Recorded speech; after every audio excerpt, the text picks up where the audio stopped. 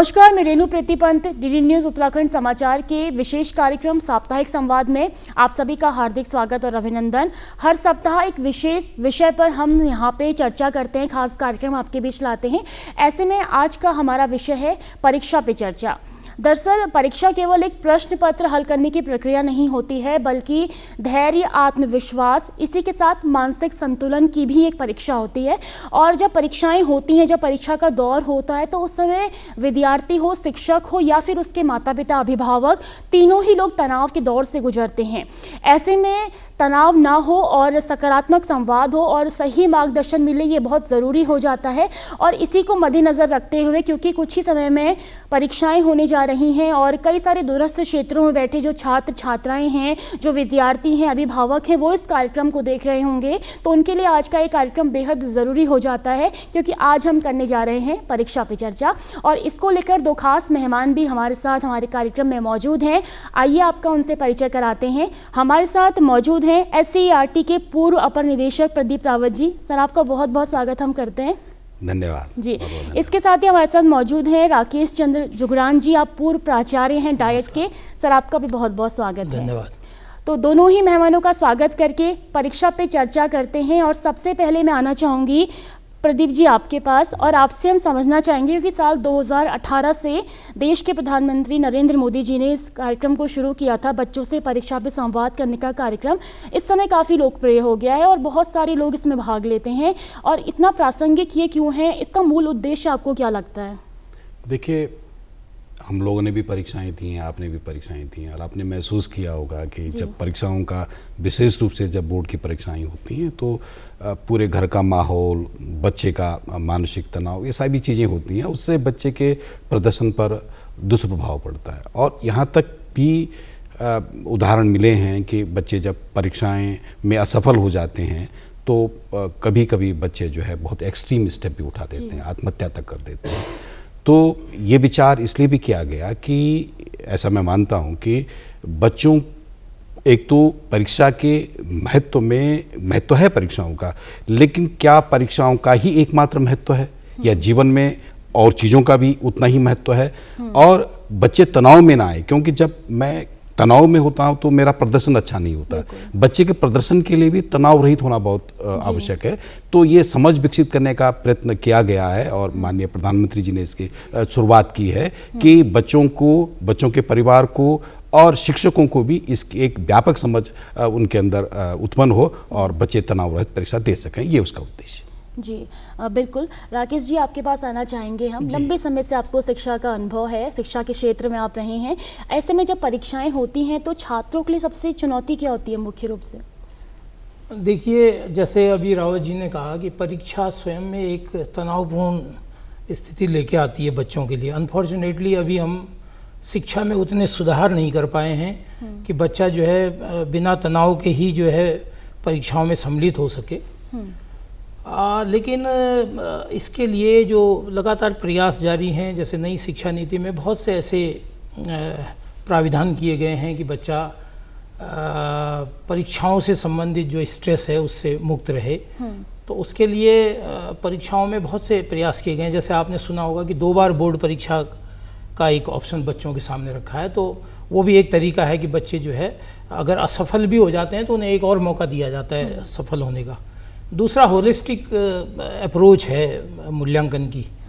तो उसके holistic approach में हम जो है बच्चे की केवल अंकों के आधार पर नहीं देखते, बल्कि उसकी रचनात्मकता, उसका जो है क्रिएटिविटी क्या है, उसकी जो आलोचनात्मक सोच है जिसको हम क्रिटिकल थिंकिंग कहते हैं, वो किस तरह से काम कर रही है, इसके लिए परीक्षाओं को निर्धारित किया जा रहा है। तो ये जो तनाव है बच्चों का, इसको दूर करने के लिए निरंतर जो संस्थाएं हैं, वो बोर्ड्स जितने भी हैं, वो लगातार काम कर रहे हैं, लेकिन इस पर अभी बहुत लंबा सफ़र तय किया जाना बाकी है। जी बिल्कुल।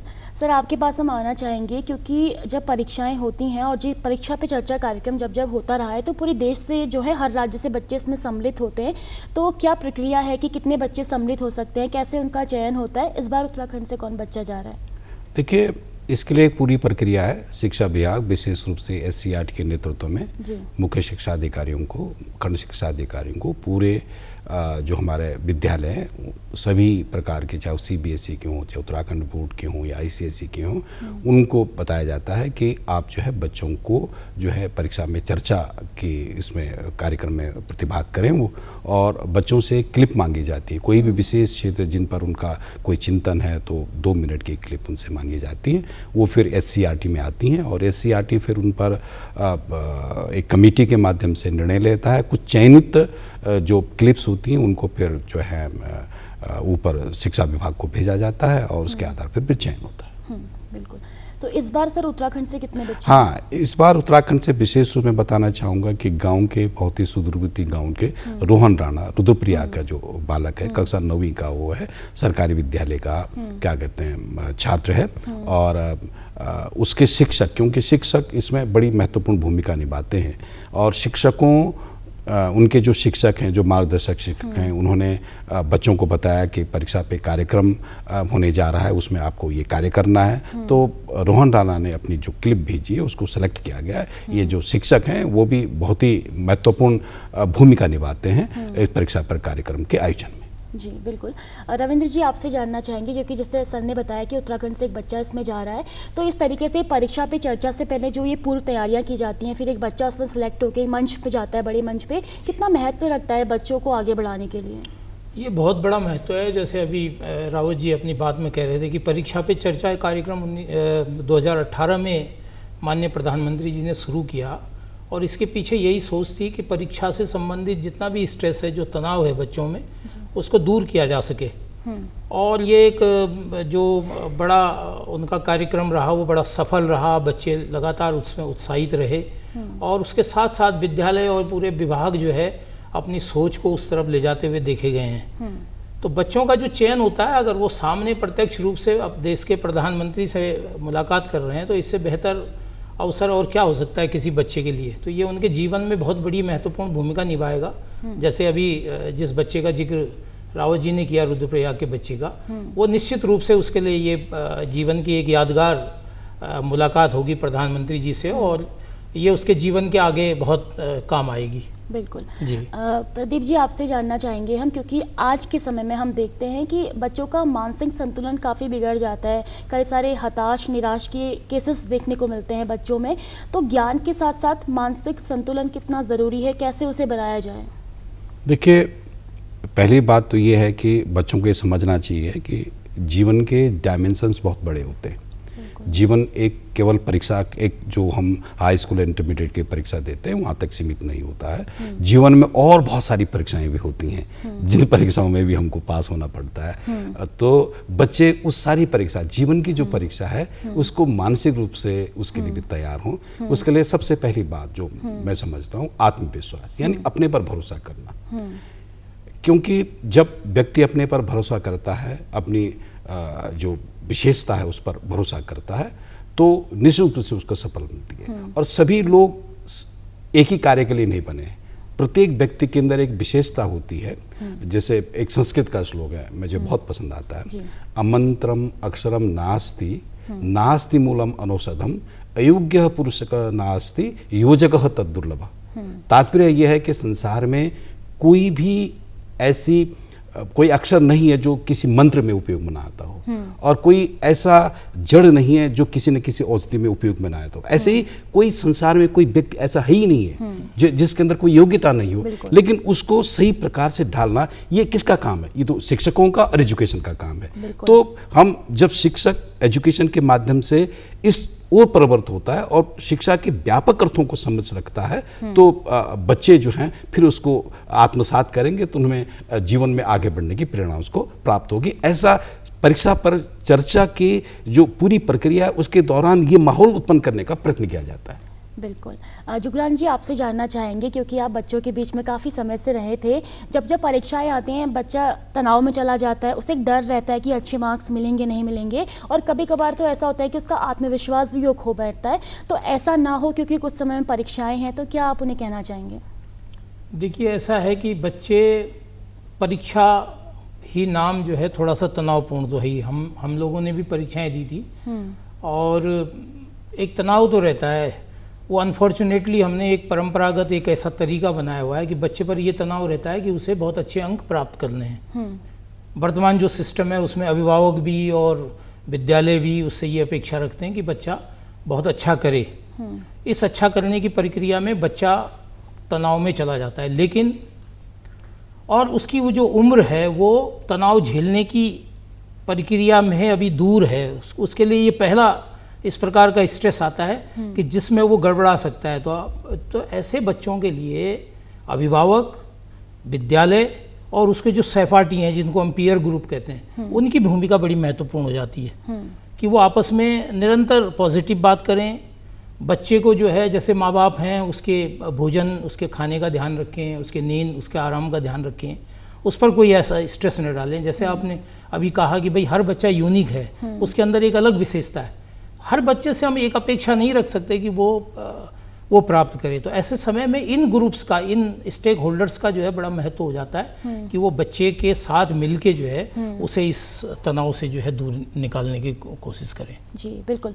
प्रदीप जी, चाहे कोई भी क्षेत्र हो, समय प्रबंधन को लेके कहा जाता है कि आप समय का बिल्कुल ध्यान रखिए, उसको बिल्कुल प्रबंध एकदम मैनेजमेंट करके चलिए, लेकिन जब परीक्षा आती है तो बच्चों को किस तरीके से विशेष ध्यान देना चाहिए समय प्रबंधन को लेके? देखिए, आपने बहुत ही महत्वपूर्ण प्रश्न दिया। Time management is very important.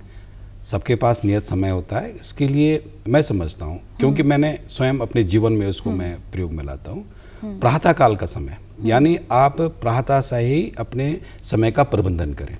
और दूसरी प्रकार से आप अपने लिए एक लिस्ट बना दीजिए, जो मैं खुद भी करता हूँ, कि आप जो है आज आपने कितना अध्ययन किया उसके लिए लिस्टिंग करें, डेट लिखें। तो इससे क्या होता है कि एक आपको पता रहता है कि अपना समय आपने एजुकेशन के लिए, अपनी पढ़ाई के लिए कितना समय दिया। तो मैं बार बार इस बात को कह रहा हूँ, आजकल थोड़ा सा समय के बारे में लोगों का रिवर्स पैटर्न है। वो सुबह देर में उठते हैं और रात को अब क्या कहते हैं देर तक जागते हैं। मैं समझता हूँ कि यदि प्रातः काल जो है बच्चा जल्दी उठे और सुबह से ही, क्योंकि पहली पकड़ सुबह की होती है, ठीक है ना, तो कहते हैं ना कि जो चिड़िया जल्दी उठती है वो जल्दी क्या कहते हैं अपना वो दाना भी प्राप्त कर लेती है। तो इसी प्रकार से अगर प्रातः काल आपने कंट्रोल कर लिया तो आपका फुर्तियाना कंट्रोल हो जाएगा। तो समय प्रबंधन के लिए मैं प्रातः काल पे केंद्रित करना चाहूँगा कि उनको अपने प्रातः काल पर ध्यान देना चाहिए कि सुबह वो किस प्रकार, किस समय उठते हैं और सुबह का प्रबंधन कैसे करते हैं। सुबह का प्रबंधन हो गया तो दिन का प्रबंधन अपने आप हो जाएगा। बिल्कुल। जुगरान जी, हम आपसे जानना चाहेंगे, क्योंकि अभी इस तरह के मामले बहुत देखने को मिलेंगे। जब ये कहा जाएगा कि बच्चों को परीक्षाएं आ रही तो वो घर में सो रहे हैं, उन्हें नींद आ रही है, या कोई कहेगा मेरा बच्चा बहुत घबरा रहा है, तो ऐसा ना हो और अभिभावक किस तरीके से उनको तैयार करें परीक्षाओं के लिए, क्या कहना चाहेंगे आप? अभिभावकों की तो बहुत बड़ी जिम्मेदारी है। अभिभावक का जो रवैया है वो बच्चे के साथ दोस्ताना की तरह होना चाहिए, दोस्त की तरह उससे व्यवहार करें और उससे इतनी अपेक्षाएं न रखें कि जो उसके लिए तनाव का कारण बने। उसकी तैयारी का, जैसे मैंने कहा कि उसके खान पान का ध्यान रखना जो है ये परिवार का दायित्व है। जो अगर बच्चा तनाव में है तो उसको खुश रखना, उससे बातचीत करना, उससे कहना कि भाई तुम अपनी क्षमताओं के अनुसार जितना कर सकते हो उतना करो, तुमने बहुत अच्छा किया है, तुमने पूरे साल मेहनत की है, बाकी जो है तुम अपना बेस्ट करके आओ, तुमसे हमें ऐसी अपेक्षा नहीं है कि तुम 100% लेके आओ। बिल्कुल। और अपनी तैयारियों पे, जैसे प्रबंधन की बात आई है, अगर वो पूर्व तैयारी उसकी साल भर पूर्व तैयारी उसकी सही है बच्चे की, तो वो कभी भी इस प्रकार के तनाव में नहीं आएगा जो आमतौर पर हम देखते हैं कि परीक्षा के दौरान एक तनाव आने लगता है। क्योंकि ये कहावत है बहुत अच्छी कि prior proper preparation prevents the poor performance. तो अगर आपकी पूर्व तैयारी बहुत अच्छी है तो आपकी परफॉर्मेंस भी अच्छी होगी, ये निश्चित है। बिल्कुल।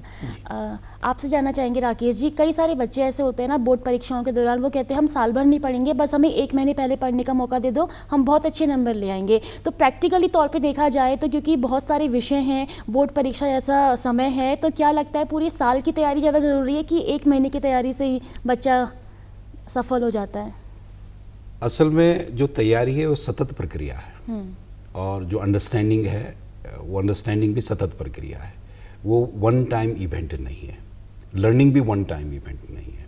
इसलिए जो चाहे बच्चा थोड़ा थोड़ा पढ़े, लेकिन उसको अपनी जो पढ़ाई है वो कंटिन्यू रखनी चाहिए। जब आपके पास बहुत वल्क हो जाता है, ये सभी जीवन के हर क्षेत्र में होता है, जब ये कंपाइल जब बहुत ही पायल मतलब एक ढेर हो जाता है, इकट्ठा हो जाता है, तो फिर आदमी उससे भी एक अलग से तनाव में आ जाता है। इसलिए ये ज़रूरी है कि हमको सतत रूप से अध्ययन करना चाहिए। इस बात पर नहीं हमको जब समय आएगा, जब परीक्षाएं होंगी तभी हमको तैयारी करनी चाहिए, इस तरह का विचार हमको नहीं रखना चाहिए। बिल्कुल बिल्कुल।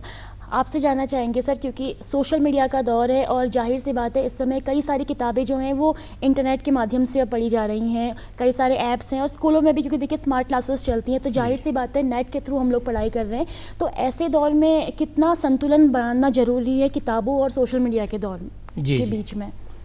बहुत अच्छा प्रश्न है। आजकल के समय के लिए तो बहुत ही ज़रूरी है। देखिए, जो बच्चे को जो ध्यान है, पहले तो अपने जो कोर उसकी जो बुक्स हैं, जो कोर कॉम्पिटेंसी जहाँ से वो लेता है वो उसकी बुक्स हैं उनके लिए, और तकनीकी का प्रयोग जो है उसी स्थिति में लिया जाए। तकनीकी का भी प्रयोग किया जाना चाहिए, लेकिन उसको इतना ज़्यादा उसमें ना उलझे कि वो फिर एक स्ट्रेस पैदा करे और तमाम फिर उसका ध्यान भी भटकने की उसमें गुंजाइश रहती है। नेट पे तो तमाम चीज़ें होती हैं, इसलिए उसको फोकस जो है पहले स्टडी अपनी बुक्स के, अपनी विद्यालय की जो प्रक्रियाएं हैं, पाठ्यचर्या की जो गतिविधियां हैं उन पे करना चाहिए, और तकनीकी का उपयोग निसंदेह लेना चाहिए। दीक्षा पोर्टल एक बहुत महत्वपूर्ण NCERT का पोर्टल है जिसमें तमाम जानकारियां जो है उपलब्ध हैं, और भी जो है ऐसे पोर्टल हैं जिनसे PME विद्या है, जिनसे अच्छी जानकारियां ली जा सकती हैं। तो उतना ही उपयोग किया जाए तकनीकी का जितना वो संतुलन बना रहे। जी बिल्कुल। प्रदीप जी, इस समय नई शिक्षा नीति और जो SCERT संस्थान है उसके माध्यम से तनाव मुक्त शिक्षा को कैसे आगे बढ़ावा दिया जा रहा है? देखिए, राष्ट्रीय शिक्षा नीति में पहली बात हुई है कि जो सिर्फ किताबी ज्ञान पर ही फोकस केंद्रित करने की बात नहीं कहेंगे। बच्चे का सर्वांगीण विकास होना चाहिए, उसका होलिस्टिक डेवलपमेंट होना चाहिए, उसका शारीरिक विकास, मानसिक विकास, भावनात्मक विकास, इन सारी चीज़ों पर ध्यान देने की बात कही गई है। तो और जहाँ तक परीक्षाओं के तनाव की बात है, तो जैसे प्राचार्य महोदय ने बताया यहाँ पे कि अभी जैसे उत्तराखंड बोर्ड की हम बात करें तो उत्तराखंड बोर्ड में परीक्षाओं के बाद तुरंत फिर जो है परीक्षाएं हो रही हैं। जो बच्चे 1 और 2 विषय में अनुत्तीर्ण हो गए उनको 1 महीने के अंदर फिर दोबारा मौका दिया जा रहा है। राष्ट्रीय शिक्षा नीति में फिर वर्ष भर में 2 बार परीक्षाओं की बात की जा रही हैं। तो ये सारी प्रक्रियाएं जो हैं ज्ञान को केंद्र में रखने करके की जाएगी, न कि परीक्षाओं के, क्योंकि परीक्षाओं का उद्देश्य सिर्फ परीक्षाएं लेना नहीं होता, उद्देश्य तो ज्ञान होता है, लर्निंग होती है। अभी क्या है, लर्निंग फॉर असेसमेंट नहीं होना चाहिए, बल्कि असेसमेंट फॉर लर्निंग होना चाहिए, यानी मूल्यांकन ज्ञान के लिए होना चाहिए। तो इस पर राष्ट्रीय शिक्षा नीति में ध्यान केंद्रित किया गया है। बिल्कुल। राकेश जी, अभी क्योंकि देखिए कई सारे अभिभावक ऐसे होंगे जिनका अपनी बच्चों से बहुत अपेक्षाएं होंगी और होती हैं, जाहिर सी बात है, लेकिन फिर भी कई बार ऐसा होता है कि आपको इतने ही नंबर लाने, इस तरीके का दबाव भी देखने को मिलता है। तो उन अभिभावकों से आप क्या कहना चाहेंगे ताकि बच्चा भी तनाव में ना जाए और अच्छे से उसकी परीक्षा भी पास हो जाए? तो जैसे बार बार अभिभावकों की भूमिका की बात आ रही है, तो अभिभावकों की भूमिका निसंदेह बहुत ज़रूरी है। हालांकि हम एक ये भी सेटबैक है हमारा कि अभी भी ऐसे अभिभावक हैं ग्रामीण क्षेत्रों में जो उतने पढ़े लिखे नहीं हैं और इस सबको उतनी जानकारी उनको नहीं है। लेकिन उनकी ओर से ऐसा स्ट्रेस भी बच्चे के ऊपर नहीं डाला जाता। ये बच्चे की अपनी वो है कि वो अभिभावकों को इस सब के बारे में खुद बताए कि मैं क्या करने जा रहा हूँ, मैं किस तरह से तैयारी कर रहा हूँ। देखिए, जैसे अभी आपने बताया कि 3 प्रकार के जो लर्निंग डोमेन है हमारे की, जिसमें कॉग्निटिव है, अफेक्टिव है, साइकोमोटर है, जिसको कि गांधी जी कहते थे कि हेड, हार्ट एंड हैंड। तो बच्चे के लिए अगर परफेक्शन या बैलेंस की अगर बात करनी है परीक्षाओं के समय में, तो ये और भी खास हो जाता है कि वो बुद्धि और उसका जो दिल है और उसके जो कार्य करने की क्षमता है उसका एक संतुलन निश्चित रूप से बना रहे। तो अभिभावकों से यही अपेक्षा है कि वो बच्चे के ऊपर अनावश्यक किसी प्रकार का दबाव न डालें, उसके खाने पीने का, उसके सोने, उसकी सेहत का ध्यान रखें बच्चे के, और ऐसी कोई घर में ऐसी चीज़ ना हो जाए जो बच्चे को स्ट्रेस में डाल दे। कोई झगड़ा या कोई इस प्रकार का माहौल न बनाया जाए, खुशियों का माहौल होना चाहिए। निश्चित रूप से बच्चे के लिए ये काम करेगा। बिल्कुल। प्रदीप जी, क्या आप मानते हैं कि किसी बच्चे की तुलना किसी और से करना नुकसानदायक हो सकता है, क्योंकि हर बच्चे की क्षमता अलग है? बिल्कुल, निश्चित रूप से प्राय ऐसा होता है और सभी घरों में होता है, पढ़े लिखे परिवारों में भी होता है। बिल्कुल। तो ये हमको समझना चाहिए कि प्रत्येक व्यक्ति प्रत्येक चीज़ के लिए नहीं बना है। चिड़िया का इम्तहान यदि आप तैरने के लिए लेंगे तो असफल हो जाएगा, ठीक है ना। अगर आप मछली का इम्तहान उड़ने के लिए लेंगे तो वो असफल हो जाएगा। ऐसा ही प्रत्येक व्यक्ति के अंदर एक विशेषता होती है, प्रत्येक मनुष्य के अंदर, तो हमको उस पर ध्यान देना चाहिए। और ये एजुकेशन सिस्टम की जिम्मेदारी है, शिक्षकों की जिम्मेदारी बनती है, माता पिताओं की भी जहाँ पर उनकी समझ है अच्छी है, तो बच्चे का व्यक्तित्व किस दृष्टि से, प्राकृतिक रूप से वह किस तरफ के लिए बना है। क्योंकि क्या कहते हैं, जो मनोवैज्ञानिक कहते हैं 8, 9, 10 हमारे जो पक्ष होते हैं प्रत्येक व्यक्तित्व के, किसी का सामाजिक होता है, किसी का तकनीकी होता है, किसी का लिटरेचर होता है, तो किसी का संगीत हो सकता है। अब आप उदाहरण दें, उदाहरण के तौर पे भारत रत्न सचिन तेंदुलकर है। सचिन तेंदुलकर ने तो मैं नहीं समझता हूँ कि बहुत ज़्यादा शिक्षा ग्रहण की है, शायद 10वीं या उस तक उन्होंने ग्रहण किया, लेकिन भारत रत्न उनको प्राप्त है। और जब वो 150-60 किलोमीटर रफ्तार से आने वाली गेंद को देखने के बाद जब वो शॉट मारते हैं, तो क्या स्किल नहीं है, ये क्या नॉलेज नहीं है, क्या इसके लिए उनका दिमाग कैसे निर्णय लेता है। जब बॉल आ रही है, मुझे इसको किस दिशा में फेंकना है, किस रफ्तार से फील्डरों को बचा के भेजना है, तो इस सब के दिमाग की आवश्यकता होती है। तो उनका उस क्षेत्र स्पष्ट था। तो इस प्रकार से प्रत्येक आदमी के अंदर एक विशेषता होती है। ये एजुकेशनिस्ट का, एजुकेशन का जिम्मेदारी बनती है, माता पिताओं की भी जिम्मेदारी बनती है कि बच्चे की इस विशेषता को आइडेंटिफाई करें। बिल्कुल बिल्कुल। जुगरान जी, क्योंकि देखिए किसी भी बच्चे के लिए उसके माता पिता ही उसके पहले शिक्षक होते हैं और मार्गदर्शक भी उसके माता पिता ही होते हैं। और अगर कोई बच्चा परीक्षा देकर असफल हो जाए तो ऐसे में माता पिता की क्या जिम्मेदारी रहेगी? अब माता पिता की जिम्मेदारी तो शुरू से लेकर अंत तक है। तो अगर वो बच्चे पे अनावश्यक दबाव नहीं डालेंगे तो बच्चे की असफलता के चांसेस वैसे भी कम हो जाते हैं। लेकिन अनफॉर्चुनेटली यदि कोई बच्चा उस लेवल तक न कर पाए या असफल भी हो जाते हैं बच्चे, और असफलता में ही सफलता छिपी हुई होती है, हमें ये मान के चलना चाहिए। तो अभिभावकों की वहाँ पे बहुत बड़ी भूमिका आ जाती है कि वो बच्चे को उत्साहित करें, वो उसको बताएं कि अंक, जैसे अभी बात हुई थी कि भाई शिक्षा का उद्देश्य केवल अंक अर्जित करना नहीं है। शिक्षा के बहुत विशाल जो है लक्ष्य हैं, जिसमें वो एक बेहतर नागरिक बने, एक बेहतर व्यक्ति बने। तो अंकों के ना आने पर या किसी एक परीक्षा में असफल होने पर जीवन में असफल नहीं होता, वो निरंतर प्रयास करता रहे। तो अभिभावकों की भूमिका यहाँ पे बहुत अच्छी आ जाती है कि वो बच्चे को असफलता के पीछे भी सफलता का राज बताएं और लगातार उसको प्रोत्साहित करें कि इस बार नहीं तो अगली बार वो निश्चित रूप से बेहतर कर पाएगा। बिल्कुल बिल्कुल। प्रदीप जी, क्योंकि शिक्षक भी वो व्यक्ति होता है जो किसी भी छात्र को सफलता की सीढ़ियों तक पहुंचाता है, तो ऐसे में अगर तनाव कम करने की बात आती है तो शिक्षक की क्या भूमिका रहेगी? नहीं, शिक्षक की बहुत बड़ी भूमिका है। शिक्षा प्रोत्साहन में शिक्षक की बड़ी भूमिका है। बच्चों के साथ एक तो जो भावनात्मक लगाव है वो शिक्षा का होना चाहिए। जैसे माता पिताओं का अपने पुत्र के प्रति, अपनी पुत्री के प्रति भावनात्मक लगाव की हम अपेक्षा करते हैं, ऐसी ही अपेक्षा हम शिक्षकों से करते हैं। शिक्षक केवल किसी विषय को पढ़ाने तक सीमित नहीं हो सकता। जब तक उस बच्चे के भावनात्मक पक्ष को नहीं समझता है तो मैं समझता हूँ वो बेहतर शिक्षक नहीं हो सकता। तो शिक्षकों की बड़ी भूमिका होती है, क्योंकि साल भर तक या तो बच्चे को जानता है, उसकी गतिविधियों को जानता है। तो शिक्षक वो होता है जो बच्चों की आंखों में देख करके उसकी संवेदना को, उसकी पीड़ा को समझने की योग्यता उसके अंदर जब उत्पन्न हो जाती है, तब वो बेहतर शिक्षक बनता है। इसलिए इसमें मैं शिक्षक की बहुत बड़ी भूमिका मानता हूँ। बिल्कुल। जुगरान जी, प्रधानमंत्री नरेंद्र मोदी जी का चलाया जा रहा परीक्षा पे चर्चा कार्यक्रम, जिसमें वो बच्चों से संवाद करते हैं, आपको कितना सार्थक लगता है? जैसे पहले भी हम लोग इस पर बातचीत कर चुके हैं कि ये एक बड़े कार्यक्रम, एग्ज़ाम वॉरियर का ही हिस्सा है कि वो परीक्षा पे चर्चा करते हैं। और इसके लिए धन्यवाद दिया जाना चाहिए आदरणीय प्रधानमंत्री जी को कि उन्होंने इतने महत्वपूर्ण मुद्दे को जो है उसको महत्व दिया, और उनके महत्व देने से पूरी जो एक सिस्टम है हमारा वो इस पर सक्रिय हुआ कि भाई ये जो एग्ज़ाम्स हो रहे हैं और इसका जो स्ट्रेस है बच्चों में, या असफल होने का जो डर है, और उसके बाद की जाने वाली जो एक्सट्रीम कंडीशन आ जाती हैं कई बार, जो दुखद परिणति होती है, उससे बचने के लिए ये बहुत ही सुखद एक कार्यक्रम चला है।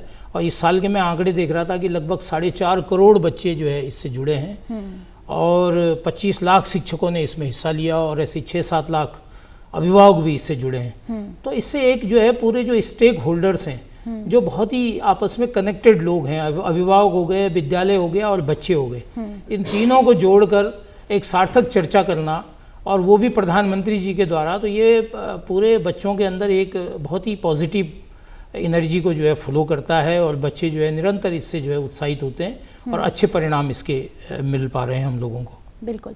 प्रदीप जी, आपसे हमारा आखिरी सवाल ये रहेगा कि परीक्षा की तैयारी कर रहे छात्रों के लिए आपका 3 सूत्रीय मंत्र क्या होगा जिसको वो सुने, समझें, आत्मसात करें और फिर सफल हो जाएं? जो पहला तो आत्मविश्वास है, सेल्फ कॉन्फिडेंस। दूसरा है समय प्रबंधन, टाइम मैनेजमेंट करें। तीसरा नींद, पर्याप्त नींद, वो भी बहुत ज़रूरी है। प्राय होता ये है कि परीक्षाओं के समय में बच्चे जो है नींद कम लेते हैं, उससे एक नई क्या कहते हैं तनाव की स्थिति बनती है, क्योंकि बॉडी की एक टाइमिंग होती है और उस बॉडी की टाइमिंग को रेगुलेट रखें। तो मैं समझता हूँ कि अगर इस पर बच्चा ध्यान दें और भावनात्मक संतुलन जो है वो बहुत ज़रूरी है। तो ये सारी चीज़ें बच्चे के लिए महत्वपूर्ण है, मैं समझता हूँ। बिल्कुल।